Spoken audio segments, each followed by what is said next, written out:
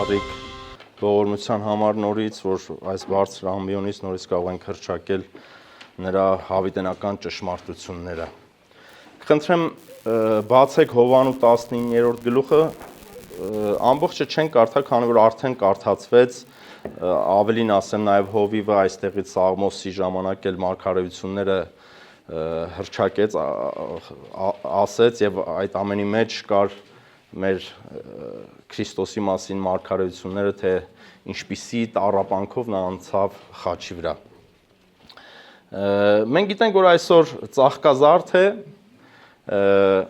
եւ Հովիվը արդեն նշեց, որ ծաղկազարդը ինչ էր իրենից ներկայացնում,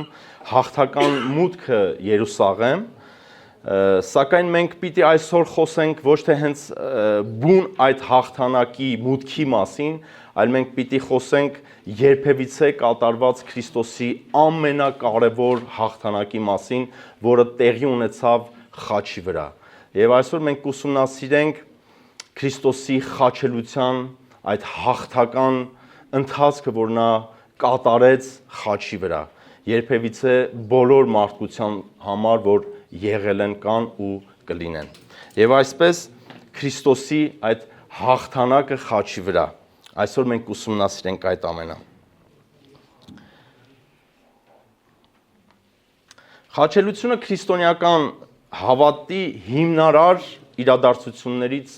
մեկն է։ Այն ունի ինչպես կրոնական, այնպես էլ պատմական հիմքեր։ Քանի որ Աստվածաշունչը պատմական գիրք է,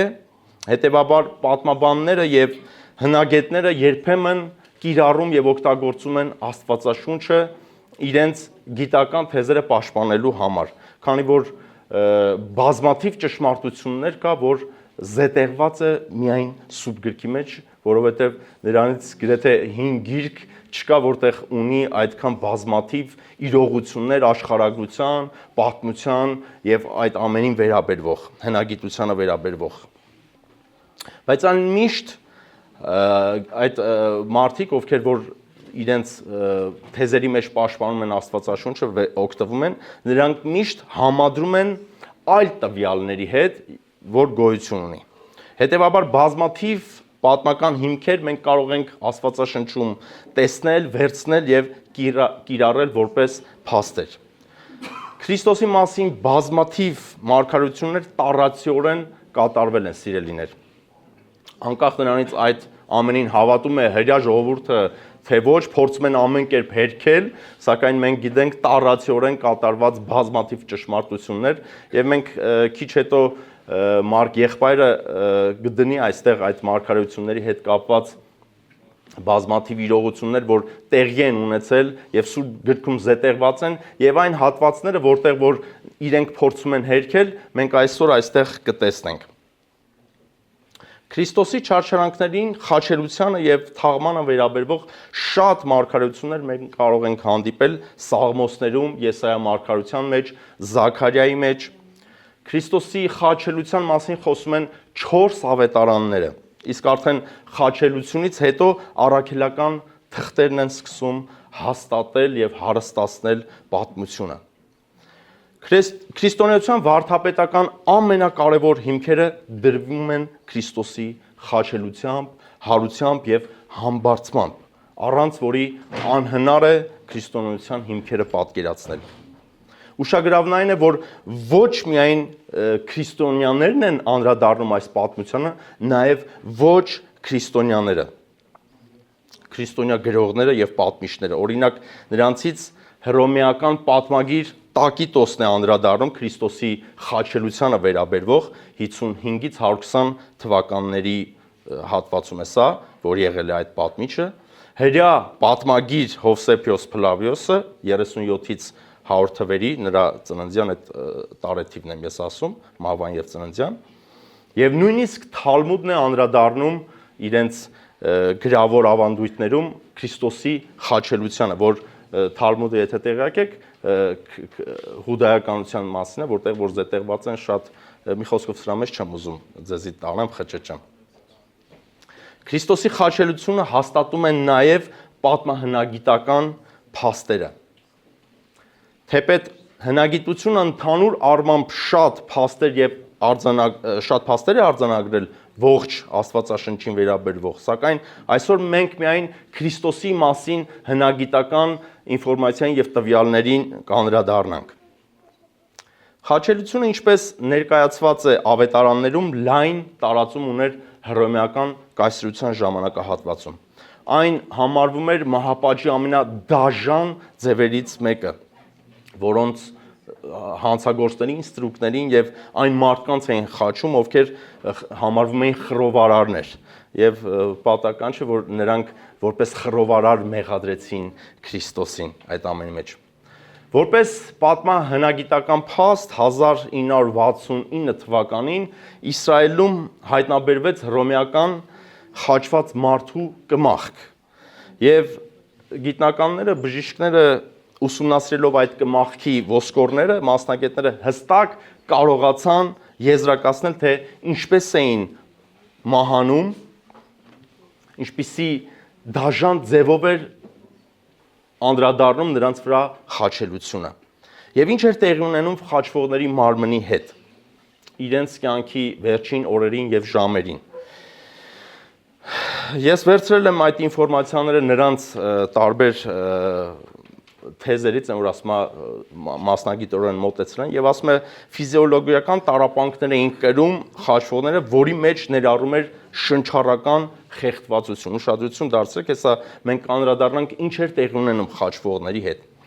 Խաչված մարդը կախված էր ձեռքերից, իսկ նրա մարմնի քաշը ծանրաբեռնում էր թոքերը եւ կրծքավանդակը։ Նրանք արդեն իսկ խոցված էին եւ ունենում էին բավականին մեծ արյան կորուստ։ Նրանց մահը, ասում է, ավելի արագ էր հասնում։ Հիսուսի դեպքում արյան կորուստը մենք արդեն գիտենք, որ նա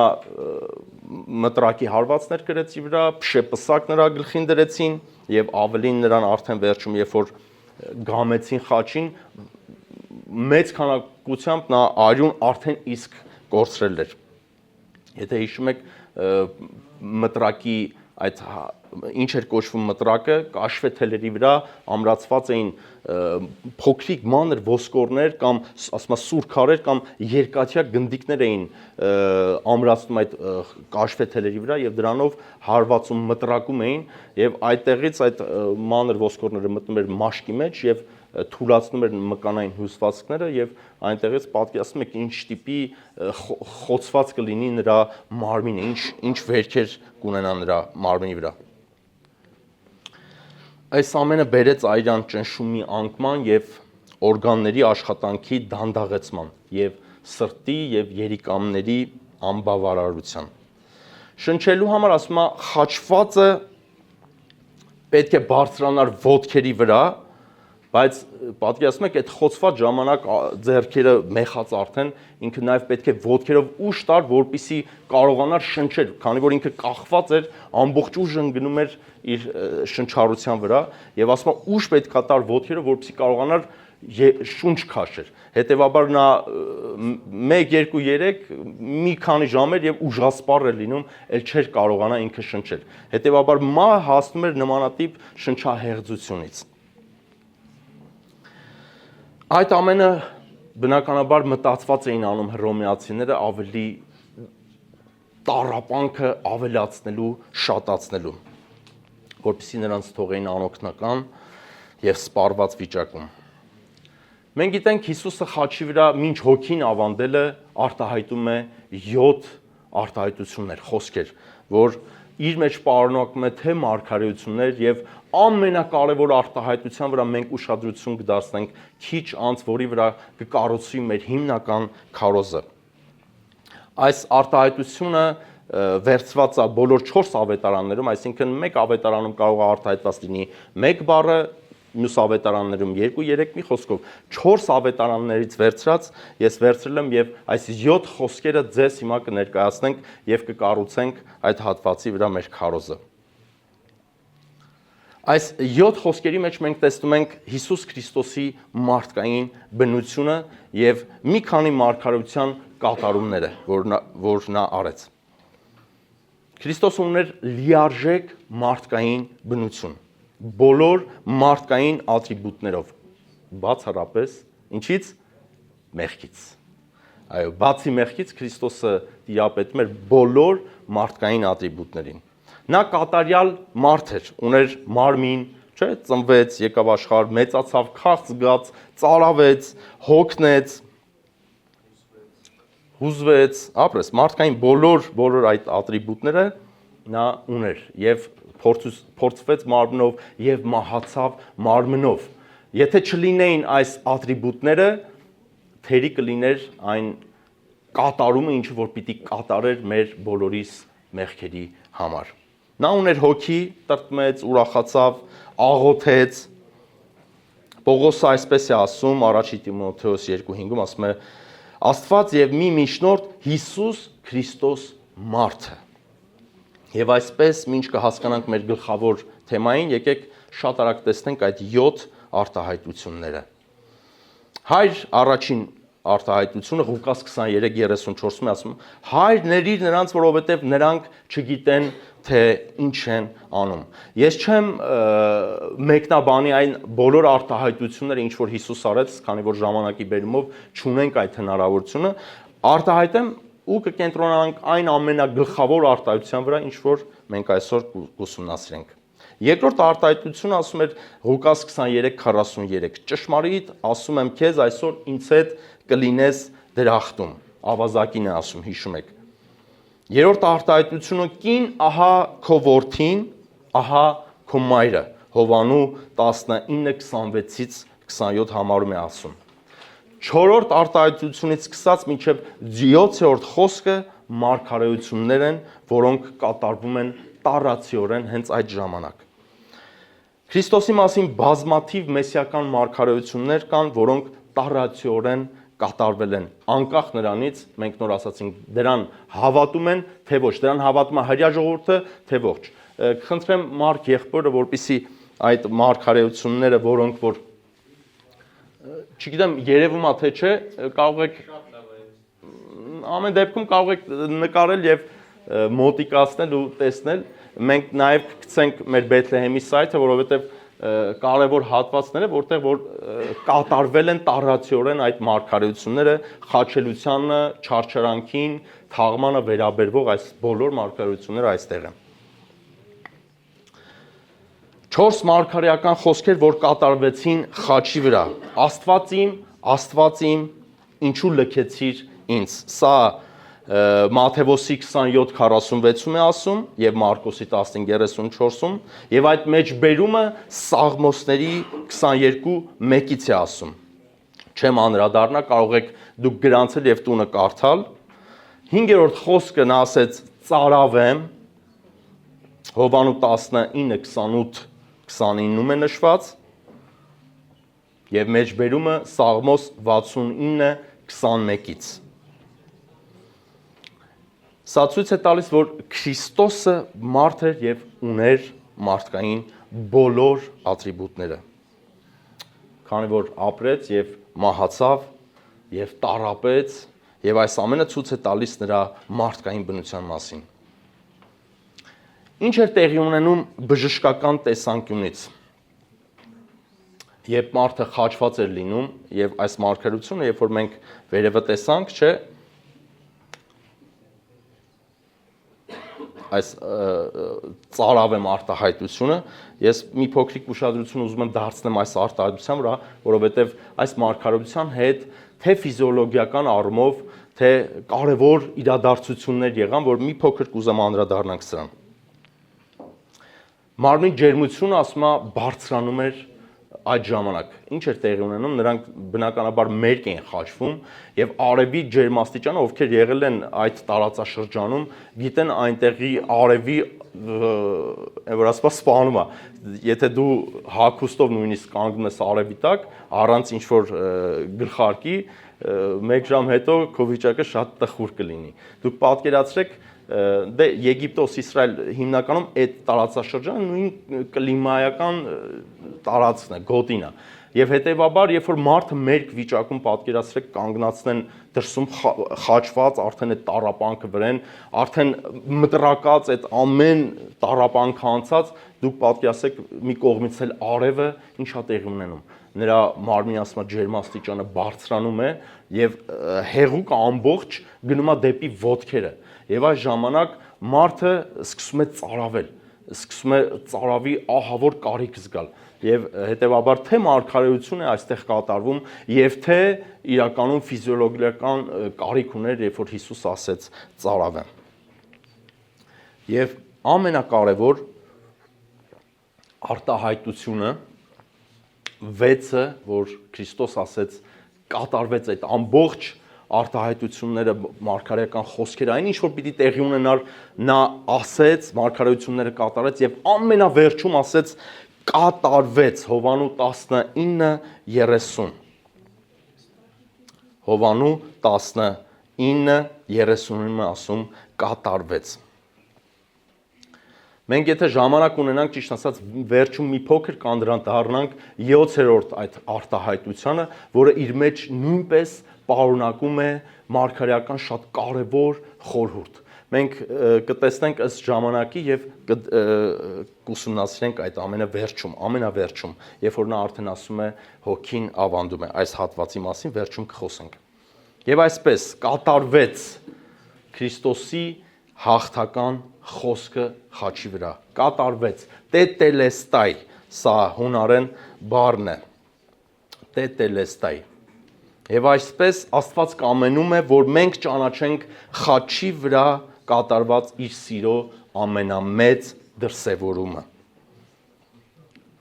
Ինչ է նշանակում ճանաչել Աստծո սերը խաչի միջոցով։ Ինչու այն համարվում սիրո ամենամեծ դրսևորումը, ինչպես պետք է մենք անձամբ արձագանքենք այդ սիրուն։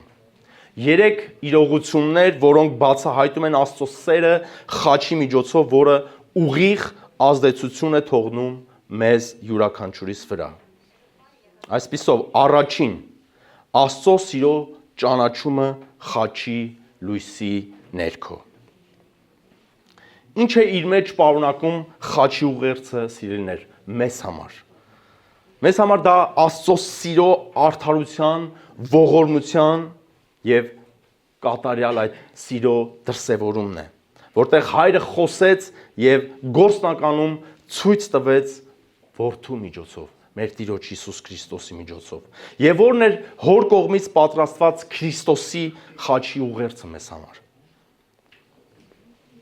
Աստված գին էր սահմանել մեղքի համար, սիրելիներ, եւ այդ գինը պետք է վճարվեր սուրբ, արդար եւ անարատ արյունով։ Չէր կարող ուրիշ ոչ մի անձ վճարեր այդ գինը, քանի որ արդեն իսկ մեղքով էին ծնված։ Հետևաբար Աստված պատրաստեց մեզ համար։ Մարդացավ, չէ, հենց ինքը։ Ծառայի կերպարանք առավ, քիչ առաջ մեր հովիվ այստեղից ասեց, արտաբերեց այդ խոսքերը։ Մեկ նպատակով, որովհետև մեզ սիրում էր եւ ոչ ոք չէր կարող այդ գինը վճարել, բացի իր որդուց, իր միածնից։ Աստված իր որդուն թույլ տվեց, որ խաչվի, որովհետև սիրում էր մեզ։ Եվ առացիորեն մենք դա տեսնում ենք հենց Հովանու 3:16-ը մեր ամենահայտնի, ամենասիրելի հատվածներից մեկը։ Եվ նրա խաչով հայրը ճանապարհ պատրաստեց մեզ համար, որպեսզի ունենանք ինչ հավիտենական կյանք։ Եվ խաչի վրա ցույց տվեց միակ եւ անփոխարինելի զոհին, մեր Տիրոջը Հիսուս Քրիստոսին, որովհետեւ ուրիշ մեկը չէր կարա այդ զոհը, այդ գինը վճարել։ Նա միակ ճշմարտությունն է, միակ ճանապարհն է եւ միակ հավիտենական կյանքը, որ խաչի միջոցով հարթեց մեզ համար։ Նա խաչի վրա բավարարեց Աստծո արդարությունը, այսինքն մեղքի վարձքը իր մահով վճարեց։ Մակարդուրը այսպես է ասում. Աստված տառացիորեն վճարեց մեզ համար, որպեսի ազատի իր գալիք բարկությունից, այսինքն նա իր բարկությունը փոխակերպեց ողորմությամբ, շատ հրաշալի եւ դիպուկ հատված։ Նա ասում է իր բարկությունը փոխակերպեց ողորմությամբ։ Նա խաչի վրա կատարեց այն զոհաբերությունը, ինչին մենք արժանի չէինք։ Չէ՞։ Այսինքն մենք մահվան էինք արժանի, քանի որ մեղքի վարձքը Հռոմեացիների 6:23 մահն է։ Եվ յուրաքանչյուր մարդ իսկ ապրում էր, ծնվում էր եւ ընթացքը կատարում էր մեղքով, եւ հետեւաբար ընթացքը եւ ավարտը մահն էր լինելու հավիտենական։ Սակայն Աստված իր բարկությունը փոխակերպեց ողորմությամբ, որպեսզի մենք շնորհ գտնենք եւ ունենանք հավիտենական կյանք։ Նա իր որդուն զոհեց մեզ համար եւ խաչի վրա թույլ տվեց, որպեսզի կատարվի մեզ համար երբևիցե ամենակարևոր իրողությունը։ Նա բավարարեց Աստծո արդարությունը, այսինքն մեղքի վարձքը մահն էր եւ Հիսուս իր մահով վճարեց մեր փոխարեն։ Հիսուս խաչի վրա մի քանի ժամեր անցկացնելով Աստծո ողջ բարկությունը մեղքի նկատմամբ վերցրեց իր վրա, այդպիսով բավարարելով Աստծո մեծագույն պահանջը։ Երբ մենք հասկանում ենք, թե ինչ տեղի ունեցավ խաչի վրա, մենք այլևս չենք կարող, սիրելիներ, անտարբեր մնալ եւ պիտի անտարբեր չմնանք այդ սիրո արձագանքին, այսինքն սիրո այդ քայլին, գործողությանը, որ Աստված կատարեց մեզ համար։ Եվ ինչ պիտի մենք անենք։ Մենք պիտի ապաշխարությամբ, հավատքով, նվիրումով եւ փոխադարձ զոհաբեր սիրո ընթացք ցույց տանք, ինչպես նա մեզ սիրեց։ Նույնպիսի գործողությունով մենք պիտի նվիրվենք եւ մեր կյանքը տանք Քրիստոսին։ Խաչը մեր կյանքում միակ ճշմարիտ ուղեցույցն է, որ կարող ենք ապրել ոչ թե մեղքի իշխանության տակ, այլ Աստծո գերագույն շնորհով, որ մեզ փրկեց։ Երկրորդ, Աստծո սիրո բացառիկությունը։ Կատարվեց տետելեստայ։ Այս արտահայտությունը Քրիստոսի արտահայտած հաղթական խոսքն էր։ Կատարվեց արտահայտության իմաստը հունարեն բայը տետելեստայ հենց այս բառը, որի արմատը թելեո բառից է, որը նշանակում է ավարտել, ուշադրություն, կատարել, իրագործել, կատարյալ ժամանակաձևով է, ինչը ցույց է տալիս, որ գործողությունը կատարվել է անցյալում, բայց ունի շարունակական ազդեցություն բոլոր ժամանակներում։ Խաչի վրա Հիսուս երբ ասեց տետելեստայ, այսինքն կատարվեց, դա նշանակում է, որ այդ կատարվեցավը իր մեջ պարունակում է ամբողջական գործի կատարումը, այն ողջ զոհաբերությունը եւ այն, ինչ պահանջում էր հին կտակարանից մինչև նոր կտական այդ սկիզբը, այսինքն ողջ հին կտակարանը, որ պահանջում էր օրենքը, չէ, որ պիտի կատարվեր, այդ կատարվեցը ամբողջական իր մարգարեական այդ ողջ փաթեթով Հիսուս Քրիստոսը կատարեց այն, ինչ որ Աստված պահանջում էր եւ այն, ինչ որ պետք էր օրենքով դրված էր, որ պիտի արվեր, մարդիկ բնականաբար չէին կարող անեն եւ Հիսուսը ամբողջությամբ կատարեց։ Գործք առաքելոցում Պողոս առաքյալը այսպես է ասում. Բայց Աստված ինչ որ իր բոլոր մարգարեների բերանով նախապես հայտնել էր Քրիստոսի չարչարվելու մասին, այնպես էլ կատարեց։ Այս տետելեստայը արտահայտվում է 16 գործողություններով։ Կխնդրեմ, որպեսզի եթե հնարավոր է, էլի կարաք նկարեք 16 գործողություններ, որ Քրիստոս կատարեց այդ ընթացքում։ Չարչարանքի, խաչի միջոցով, իր զոհի միջոցով եւ այսպես 16 գործողություններ։ Առաջին, ինչ արեց նա։ Սիրեց մեզ եւ մինչև վերջ սիրեց։ Հովանու 13:1-ը։ Եվ ասում է եւ իրեններին, որոնք աշխարհում էին, սիրեց եւ մինչև վերջ սիրեց նրանց։ Եվ այդ սերը գործնականում արտահայտվեց խաչի վրա։ 2. Մեր փոխարեն դարձավ մեղավոր։ 2 Կորինթացիների 5:21։ Եվ ասում է նա ով չգիտեր մեղք դարձավ մեր փոխարեն, որպեսզի մենք նրանով Աստծո արդարությունը ստանանք։ Երրորդ, ջախջախեց մահը եւ քանդեց սատանայի իշխանությունը։ Եբրայեցիների 2:14-15 Արդ որովհետև զավակներն արյանն ու մարմնին հաղորդակից եղան, ինքն էլ միևնույն կերպով հաղորդակից եղավ նրանց, որպեսզի իր մահով կործանի մահվան իշխանություն ունեցողին, այսինքն սատանային, եւ ազատի նրանց, ովքեր իրենց ամբողջ կյանքում գերված են մահվան ահից։ Չորրորդ գործողությունը ներեց մեզ եւ մենք դեռ մեղավոր ենք։ Ներեց մեզ, երբ դեռ մենք մեղավոր ենք։ Ղուկաս 23:34 Հայրների նրանց, որովհետև չգիտեն, թե ինչ են անում։ Եվ Հռոմեացիների 5:8-ը այսպես ասում. Աստված մեր նկատմամբ իր սերը հայտնեց, երբ մենք դեռ մեղավոր էինք, Քրիստոսը մեզ համար մեռավ։ Հինգերորդ գործողություն Քրիստոսի այրան նշանակությունը մեզ համար։ Մենք վերջում երգ երգեցինք, որ Քրիստոսի այրունը մեզ սրբում մաքրում չէ, ինչ նշանակություն ունի Քրիստոսի այրունը մեզ բոլորիս մեղավորներիս համար։ Առաջի Պետրոս 1:18-19 այսպես է ասում. Ոչ թե արծաթով կամ ոսկով եք փրկագնված, ուշադրություն, այլ Քրիստոսի թանկագին այրամբ։ Քրիստոսի այրունը մաքրում է մեր խիղճը, Եբրայեցիների 9:14 Տալիս է համարձակություն մտնելու Աստծո ներկայության մեջ, Եբրայեցիների 10:19 Մշտապես մաքրում է մեղքից, առաջի Հովանու 1:7 Առաջի Հովանու եւ 2:2 Նրա որդու Հիսուս Քրիստոսի արյունը ասում է մաքրում է մեզ ամեն մեղքից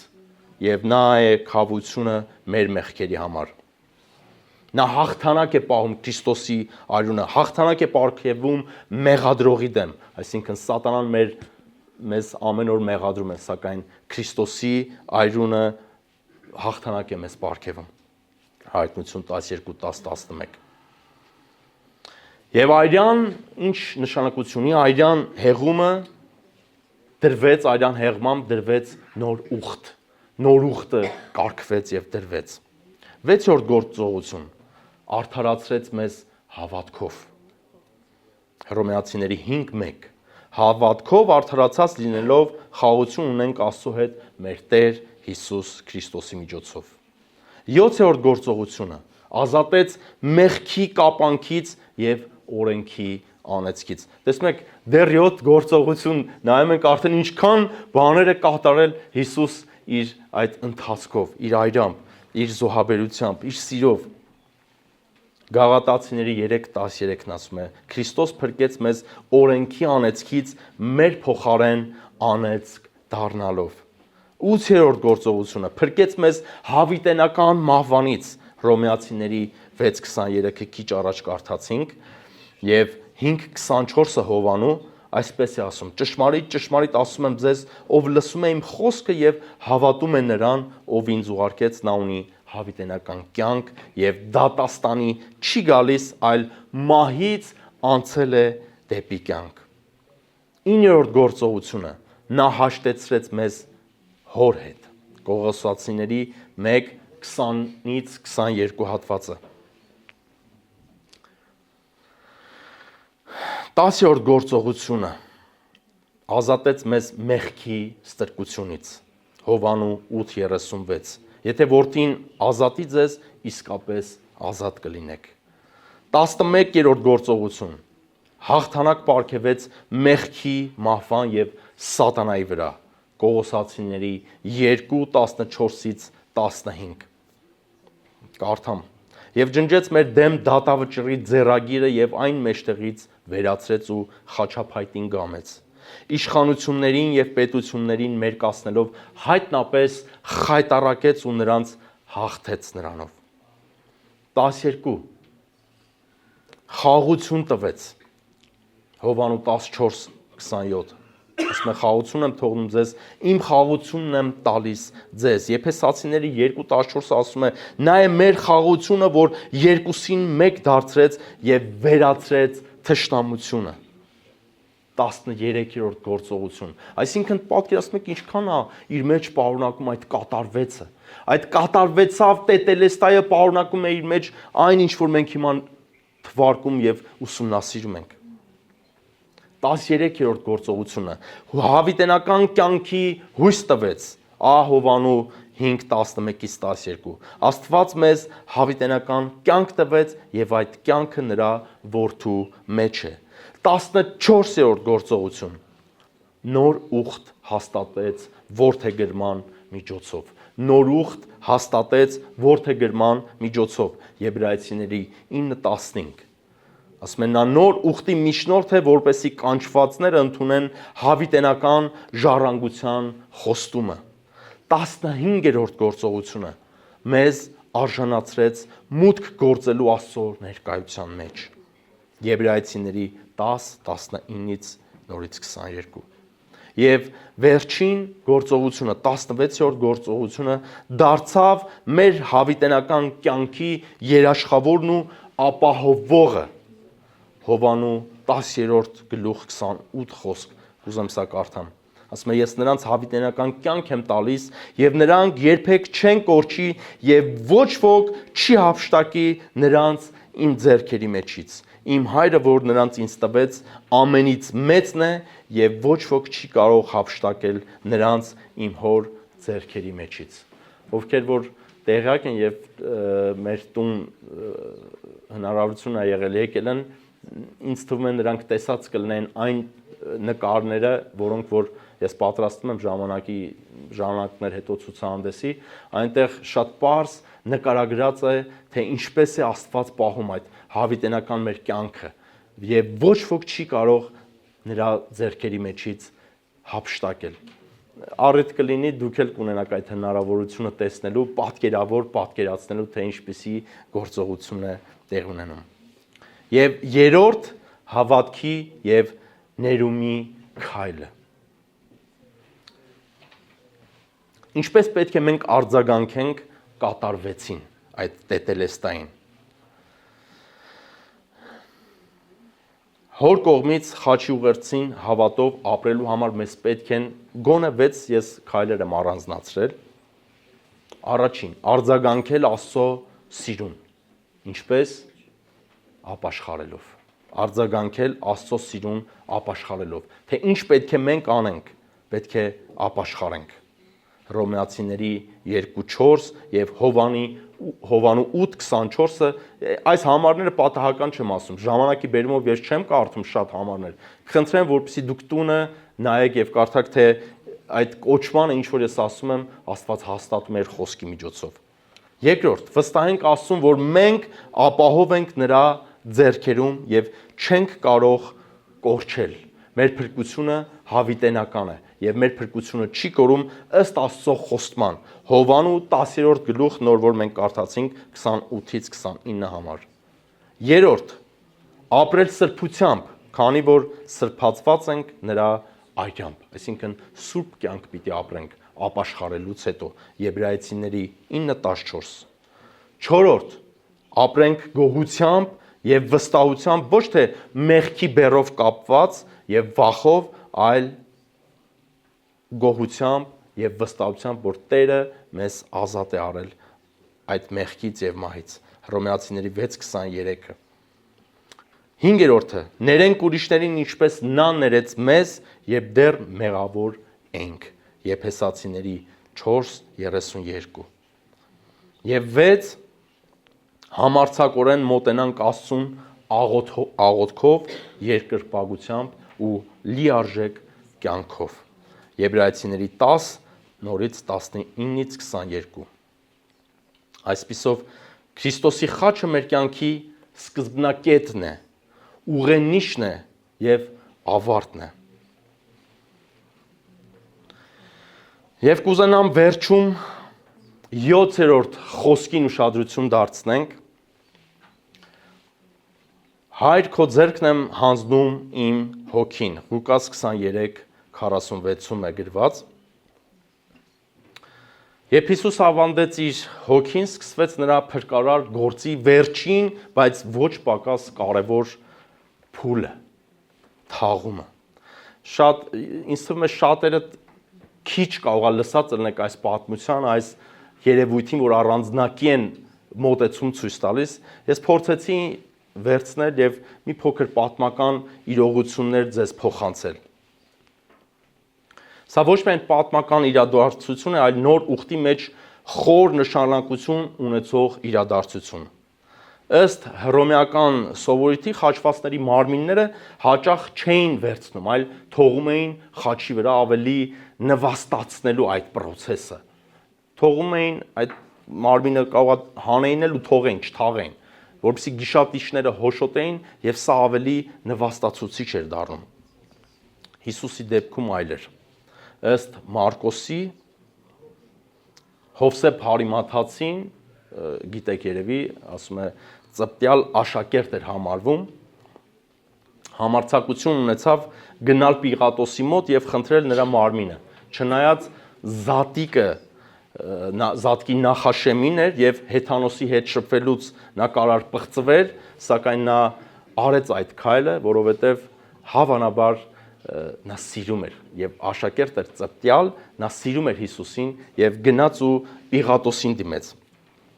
Ասում է Պիղատոսը նույնիսկ զարմացավ, որ Հիսուս արդեն մահացել էր եւ ասում է միայն հարյուրապետից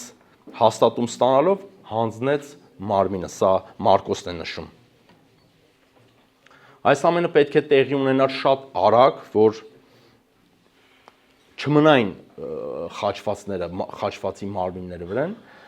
պիտի շուտ իջեցնեն, որովհետև հաջորդ օրը արդեն տեղի պիտի ունենար զատիկը։ Երկրորդ օրինացի 21-23-ում մարմինը չէր կարելի թողնել, հենց երկրորդ օրինացը դրա մասին խոսում է, մարմինը չէր կարելի թողնել խաչին շաբաթ օրը, որ այս անգամ մենք տեսնում ենք զուգադիպում էր զատիկը, ըստ իրենց օրենքի։ Հետևաբար փարիսեցիները ամեն հնարավոր տարբերակները օգտագործում էին, որ խաչվածները շուտ մահանային, որը տեսնում ենք այս հատվածում, թե ինչպես էին հռոմեացի զինվորները կոտրում նրանց ոտքերը, որը մենք տեսնում ենք նույնպես մարգարեություն այստեղ, խոցում էին նրանց, որպեսզի շուտ մահանային եւ իջացնեին խաչից։ Հովսեփ Հարիմաթացին ըստ Մարկոսի 15:43-ի, որը խորհրդի, ասում է, երևելի անդամ էր եւ ինքն էր Աստծո արքայությանը սպասում, շատ հարուստ եւ հարգված մարդ էր եւ ինչպես հին ժամանակներում էր ընդունված հարուստների մոտ, նրանք ունեին իրենց ընտանեկան գերեզմանը։ Ինչպես հիշում եք Աբրահամը, չէ, գնաց եւ գնաց իր ընտանեկան գերեզմանը ունեցավ, նույնպես այդ բանը փոխադրվեց հրյաների մեջ եւ ամեն հարուստ ձեռք էր բերում իր ընտանիքի գերեզմանը եւ Հովսեփը հավանաբար իր ընտանիքի համար ձեռք էր բերել ժայռափոր գերեզման։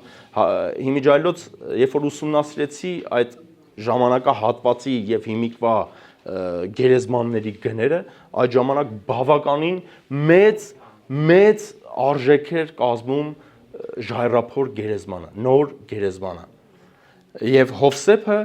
այն տրամադրում է Հիսուսի համար։ Եվ հետո մենք տեսնում ենք Նիկոդեմոսին, որ ասում է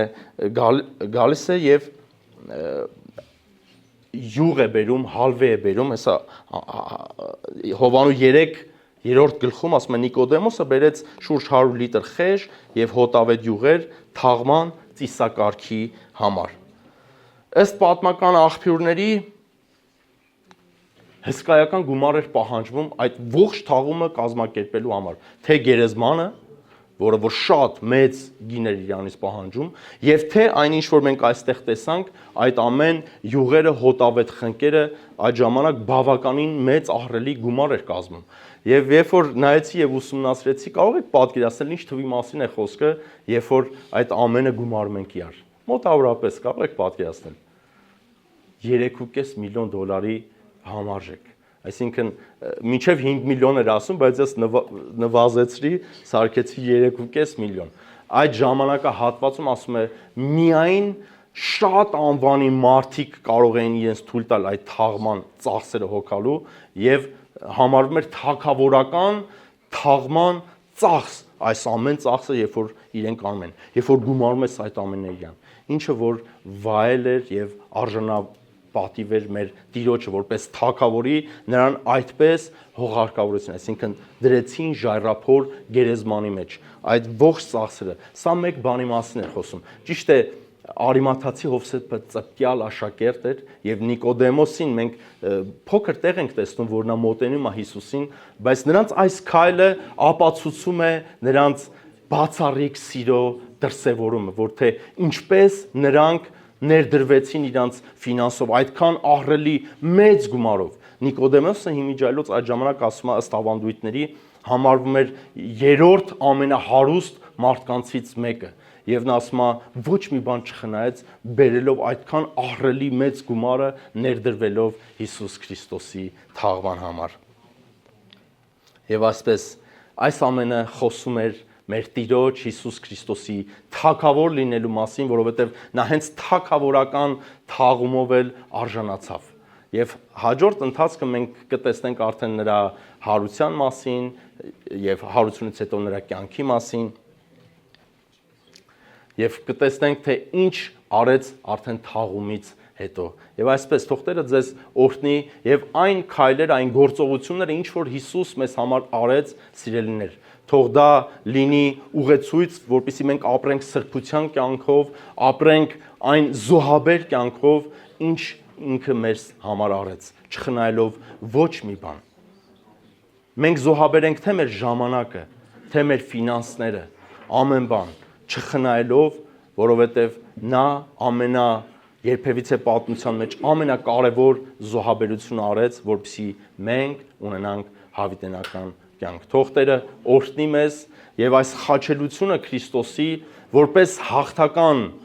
այդ մուտքը, որ ինքը մտավ Երուսաղեմ, թող ինչպես Հովևը ասեց, հաղթական մուտք ունենա մեր սրտերի մեջ եւ ամեն ժամանակ գնանք եւ պատմենք մարդկանց այս հաղթանակի մասին, որ նա խաչի վրա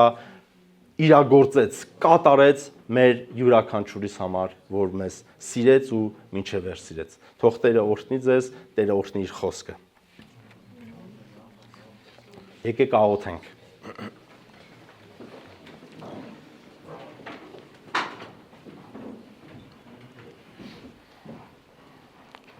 Մեր սիրելի Հայրը, մեր Աստվածը, մեր թանկագին Տերն ու Փրկիչը, որ սիրեցիր մեզ եւ մինչև վեր սիրեցիր եւ քո կյանքը դրեցիր խաչի վրա